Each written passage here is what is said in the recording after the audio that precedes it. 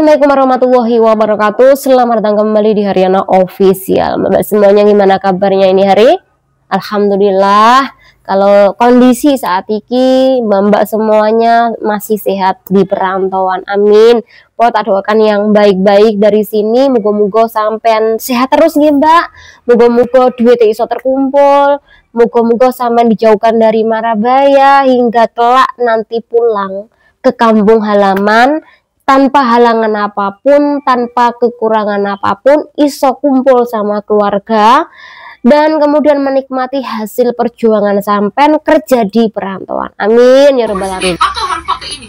Ya udah aku beli sendiri, aku pakai aku beli. Terus malah apa itu di ranjangnya dia, kasurnya dia itu diambil lagi saya anjing. Sempak lagi ya, jangan dalamnya dia. Astaga Gusti, inilah aku punya, gak mau. Tisu bekas ini, gitu. Taruh di sini, aku sapu, aku buang, nggak boleh. Taruh lagi di situ, nggak buat apa? Nanti buat nyambelin rambut. Oh. Mbak sampean sudah mendengarkan voice depan tadi. Jadi iki tak bahas sedikit aja ya mbak. Nah teman kita kui datang ke agensi, tujuannya apa? Untuk ganti majikan. Biasanya kalau kamu ganti majikan maupun finish kontrak sama majikan, pastikan mbak pihak agensi kui nanya, kenapa kok kamu memutuskan kontrak kerja, kenapa kok kamu nggak lanjut aja di majikan tersebut. Nah pasti sampean memberikan alasan kenapa kok sampean nggak bisa lanjut ke situ. Nah mbak kui cerita di mana dia sudah tidak betah lagi kerja sama majikan yang super double jorok. Jadi bekas katok maupun bekas sempake milik majikan kui disuruh buat bersihin. Jadi semua untuk membersihkan rumah majikan kui pakai katok bekas.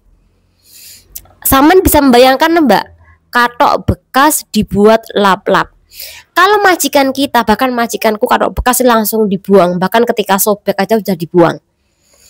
Ini majikan saking ngiritnya atau saking koprohnya, saking kotornya, katok bekas disuruh ngelap, buat lap meja, buat lap jendela, buat lap dapur. Apa nggak jorok? Gila nian mbak.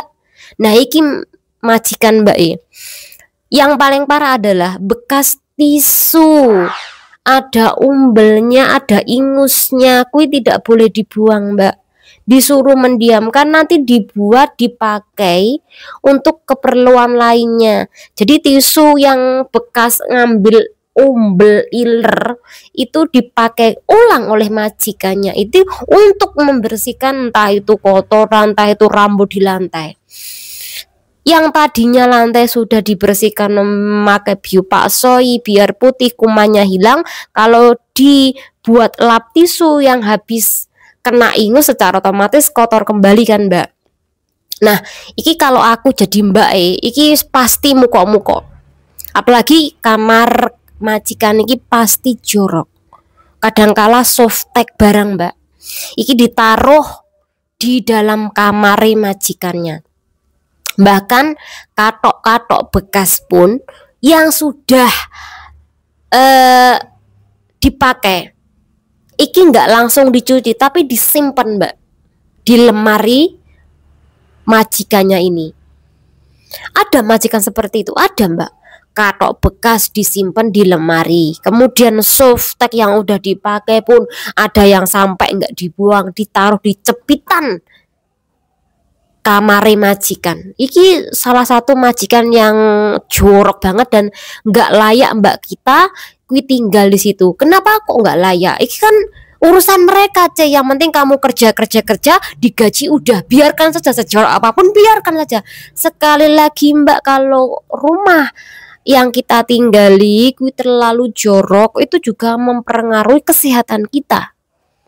Kita yang tadinya pengen makan nih nggak jadi makan karena mau ngelihat saking jorok softtek di mana-mana, softtek bekas maksudnya, kui di mana-mana, kemudian ada katok yang sudah dipakai dengan kotornya, kemudian bau pesing banget, kemudian bau pangap banget. Secara otomatis iki kan juga selain mempengaruhi kesehatan kita, tentu kita tuh nggak doyan maem.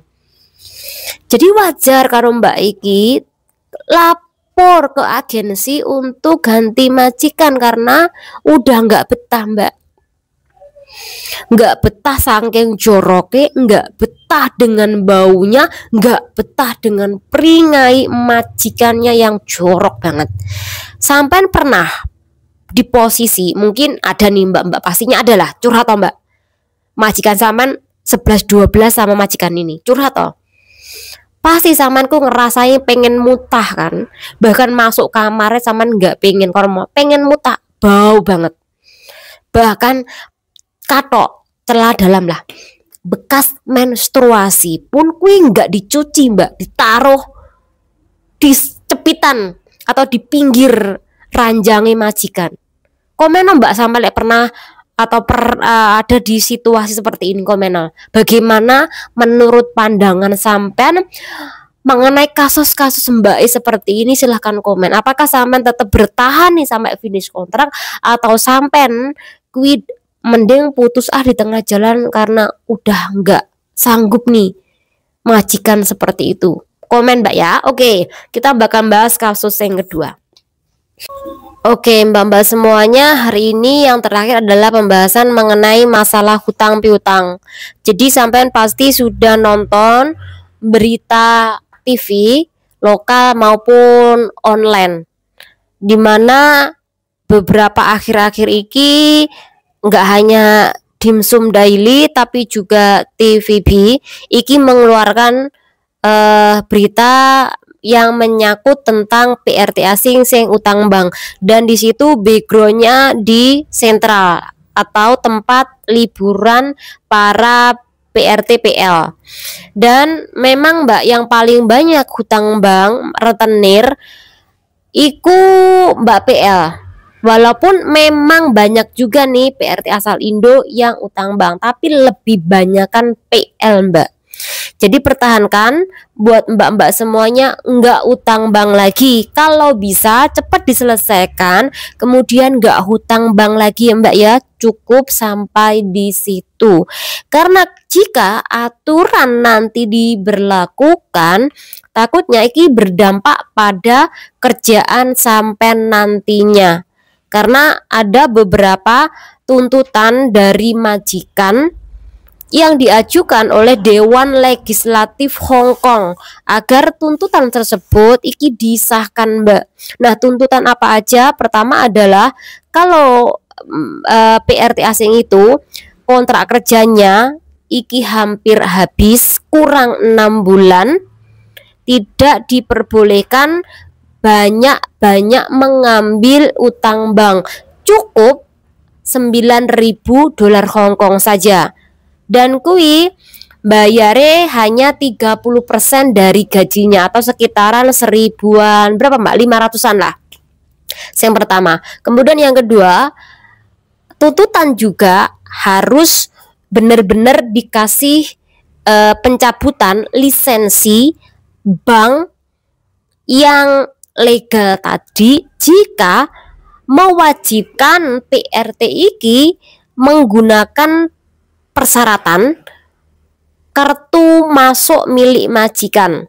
Jadi walaupun retenir ya tahu jasa keuangan iku ada persyaratannya menggunakan kartu masuk apartemen milik majikan, maka harus dicabut lisensinya, tidak boleh beroperasi lagi. Kemudian yang ketiga, bagi PRT yang melakukan pemberian kartu apartemen masuk kepada penghutang atau rentenir atau bank, maka dia harus saat itu di-interminate. Mungkin bisa kena blacklist sampean mbak. Karena apa? Kartu apartemen kui tidak sembarangan orang boleh memiliki, kecuali orang-orang yang tinggal di apartemen tersebut. Jadi dianggap membahayakan orang lain dan keluarga majikan. Iya kalau cuman ngambil duit yang Anda pinjam. Bagaimana kalau untuk kejahatan lainnya? Jadi itu berbahaya ya mbak.